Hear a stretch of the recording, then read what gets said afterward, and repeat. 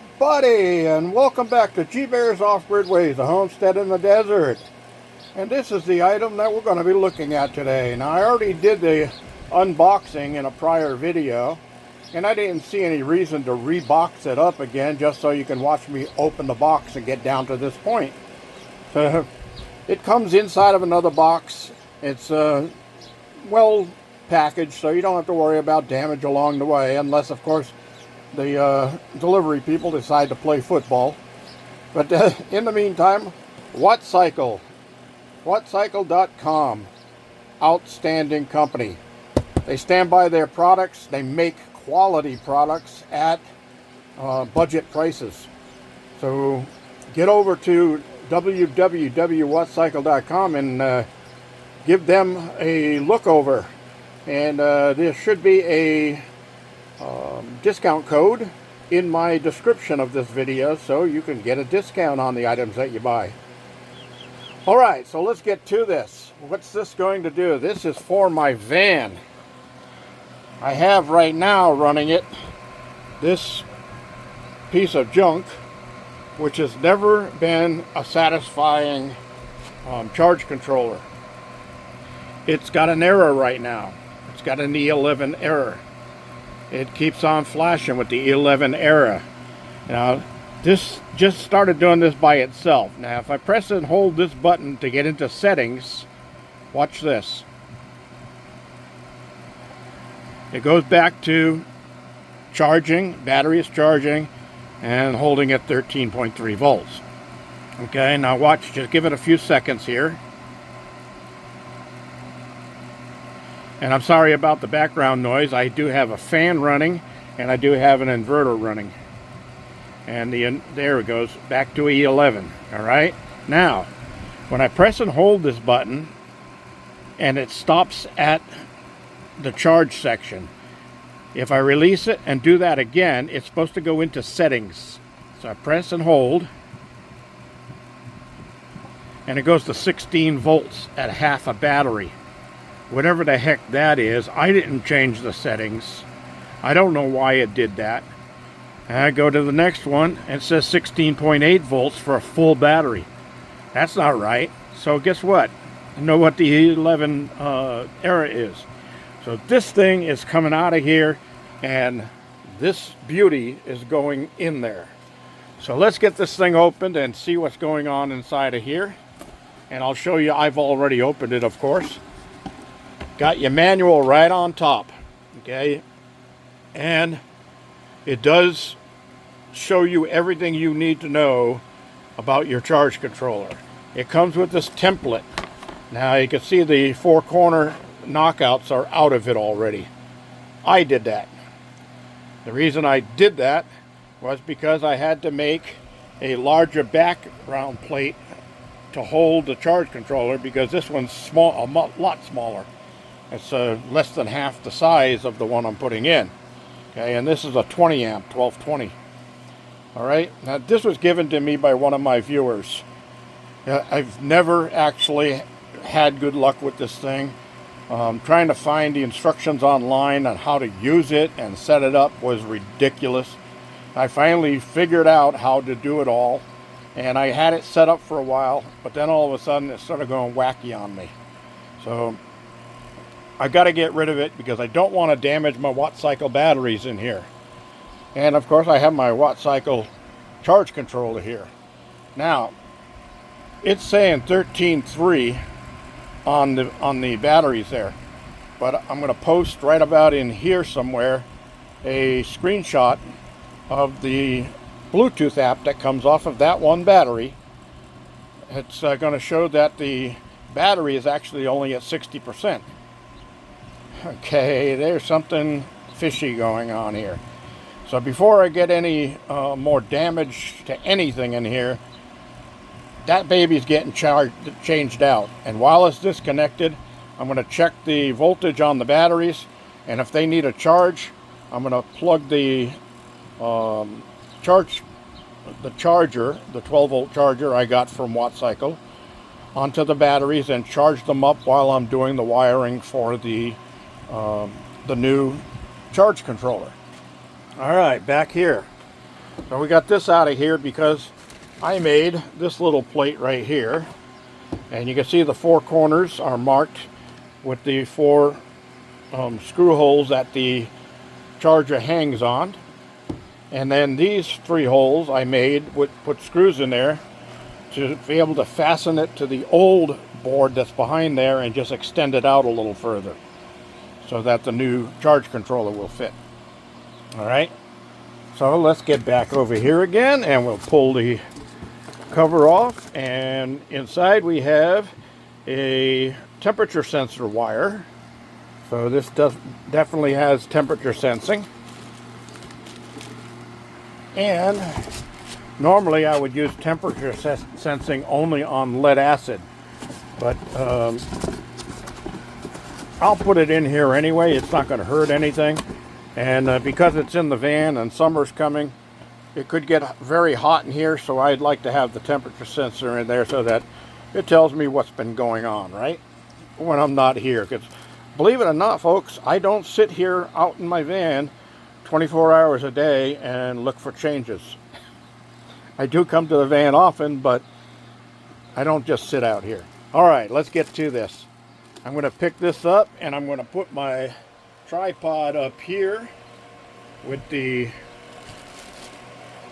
phone on it so you can see what I'm doing. And let's see, tilt it down a little ways. And now I'm going to first start by shutting off everything that is running.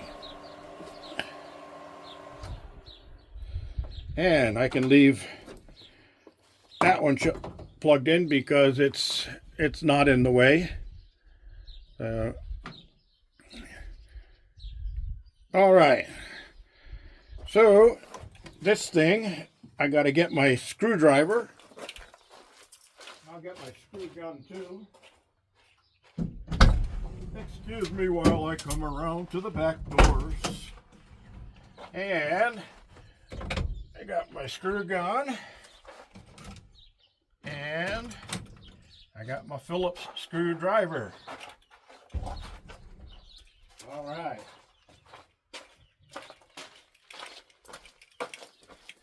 Now, let me take this screw out of the top here.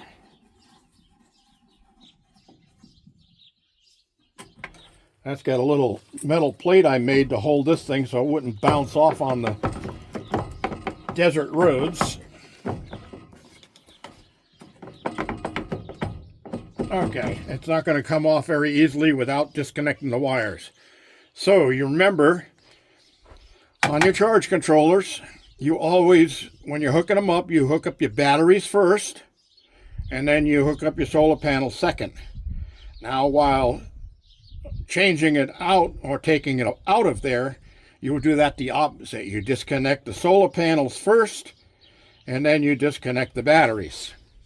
So, these are the solar panels right here in the first hole on this one.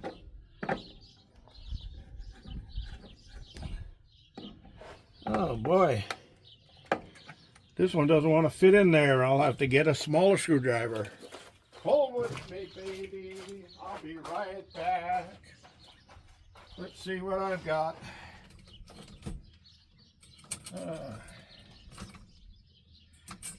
That's a straight one. That might work. And just in case, I'll bring this little offset.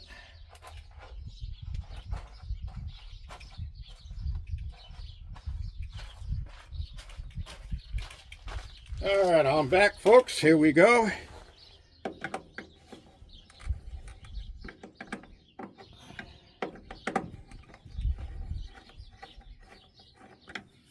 Okay, solar panels are disconnected. Now, if there's something I've learned over my years of working with solar, you want to do something to make sure you protect these two solar wires so that they don't short together. Otherwise, you're going to have a problem with your panels. So what I do is I bend one of the wires completely backwards and put the other one completely out front. All right. So that part's done. Now let's go to the battery, and we're going to disconnect the batteries.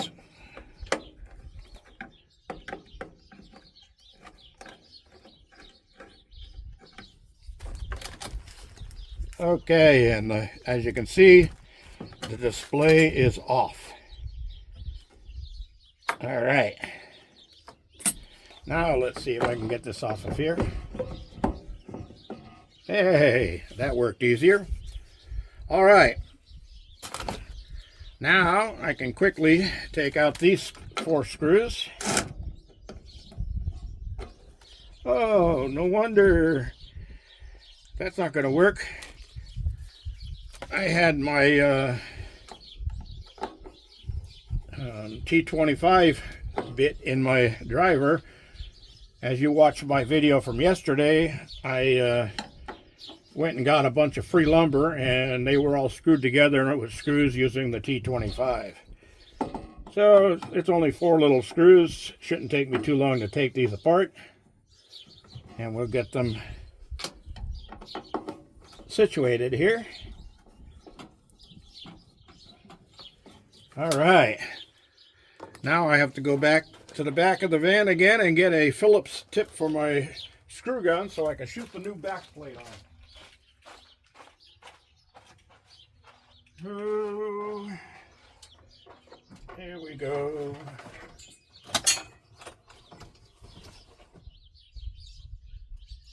All right. Got me a new Phillips tip.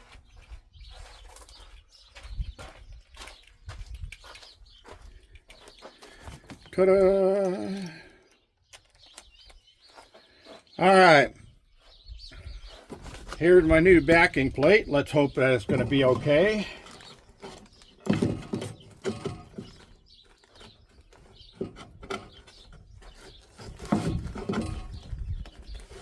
All right, I need to move a couple of wires here, just a little bit. There, that works. What's the rock? Oh, that's the screw, okay. I thought it was Rocky Raccoon. All right. Shoot the first one in. Oh, wasn't that noisy?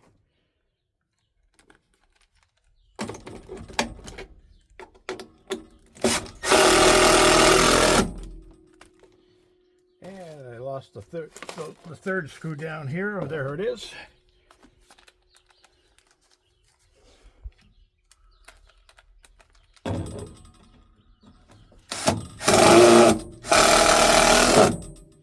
All right, that's all done. Now we're going to take the plastic bag off. I got it taped shut here.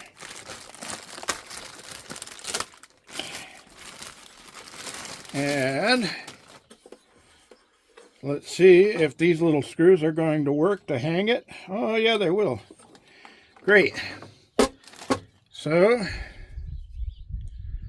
I'm going to take this 4 little corner screws and get them into position.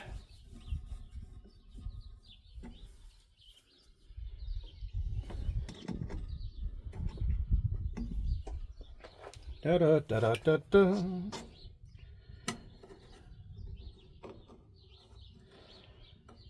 Easy as 1, 2, 3, an ABC. A good old song. As we hook up our WattCycle. All right.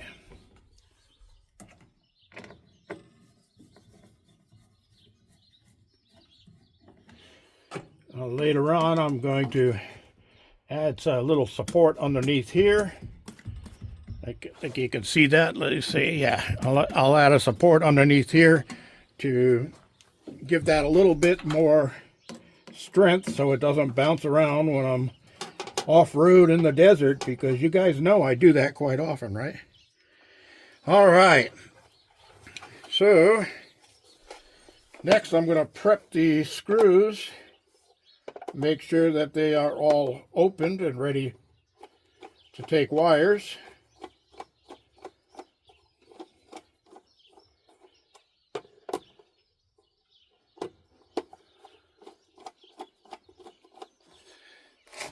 And just for those of you who want to know what I'm doing, is I got my screwdriver in here, and I look down inside the holes there and see how far I'm opening up the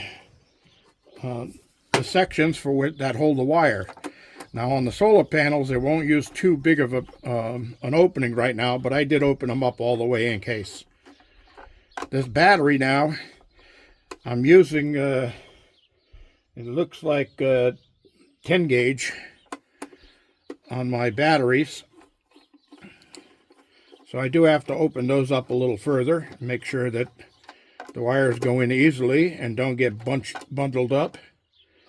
And on the auxiliary, I'm not going to be hooking anything to that, so there's no need to go there.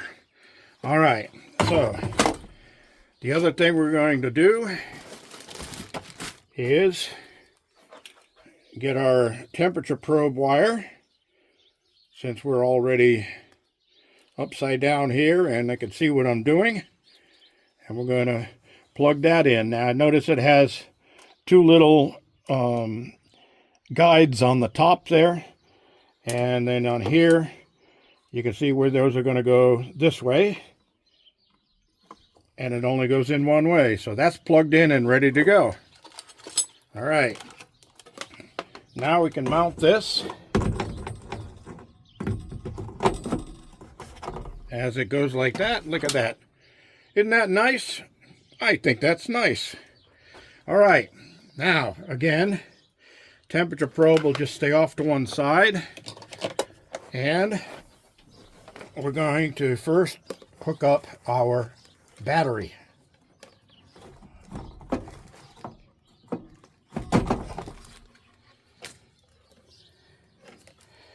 Okay, so I'm going to hook up the negative battery first.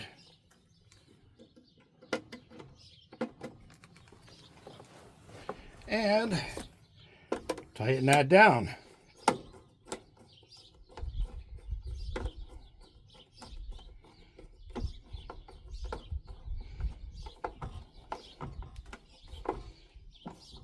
And you want to make sure you have good tight connections, because loose connections produce heat that you don't need. All right, now the positive, and as soon as I put this in there, you should see a display come up. Okay.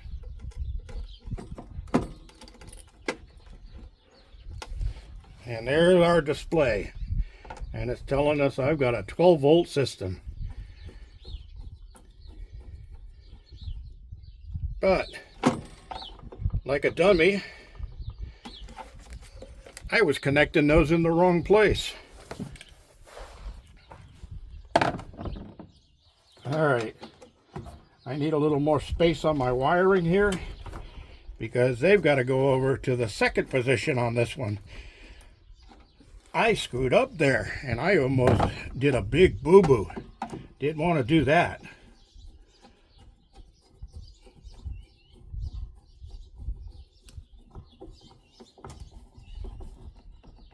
Okay, let's try this again. Negatives in position. Positive, and we have 12 volts. Showing 13.2 in the batteries.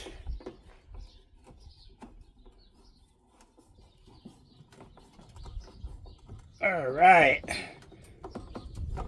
So those connections are nice and tight. Now we're going to do the same thing with our solar panels.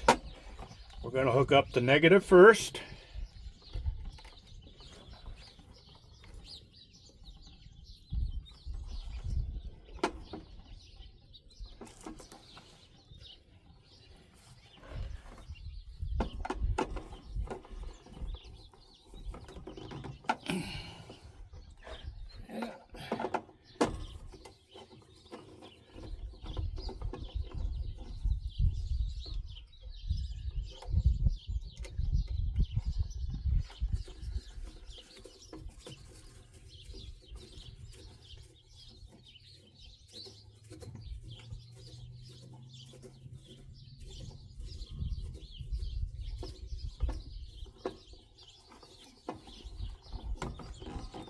And then we'll hook up the positive.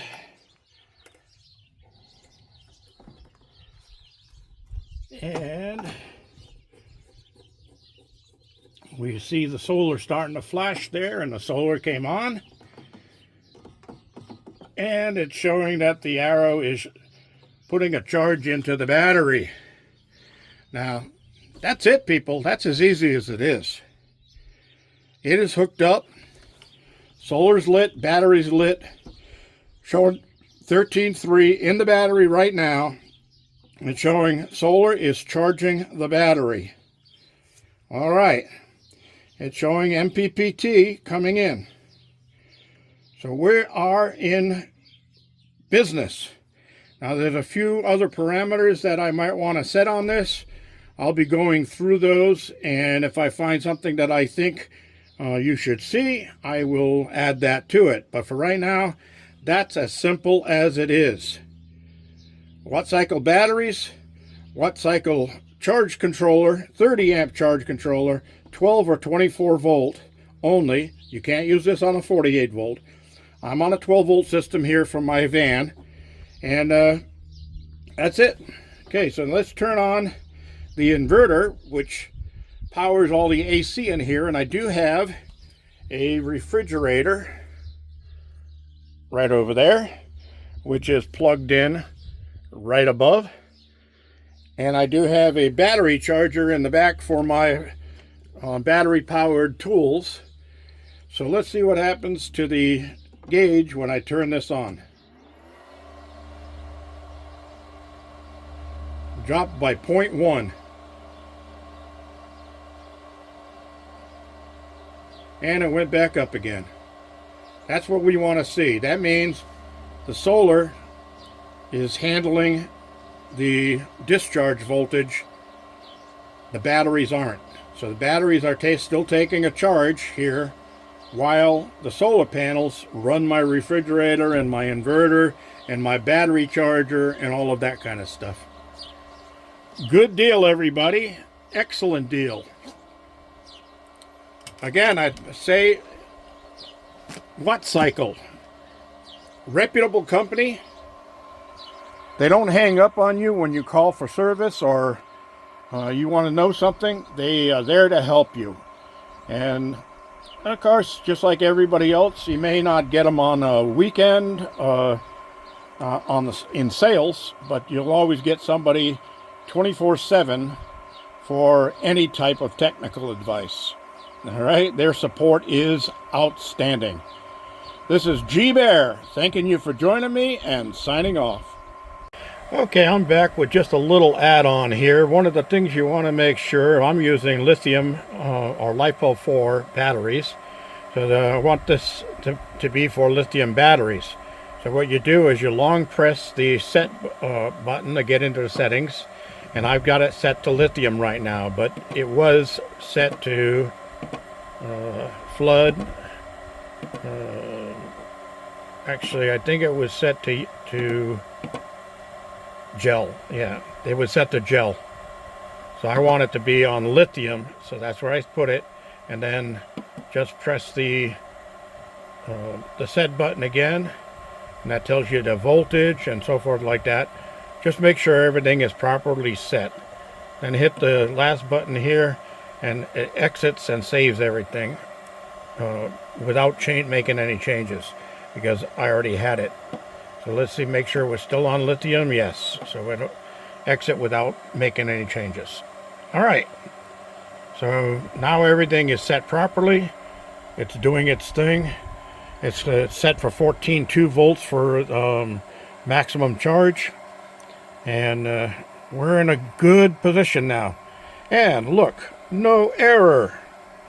So apparently it wasn't the batteries, it wasn't anything else, it was the charge controller from Pow Mister or Pow Keeper. Yep. Jonkish. It's junk. The only thing I'll miss is having the USB ports back here. But no big deal. As far as WattCycle, you might think about adding a couple of USB ports here, USB-Cs, 5 volt, for chargers for cell phones, and which everybody has, right? So it'd be a nice little added feature to your charge controllers. Have a position there where you can plug in a couple of cell phones or laptop or something like that and charge it up. All right, now this is G-Bear signing off.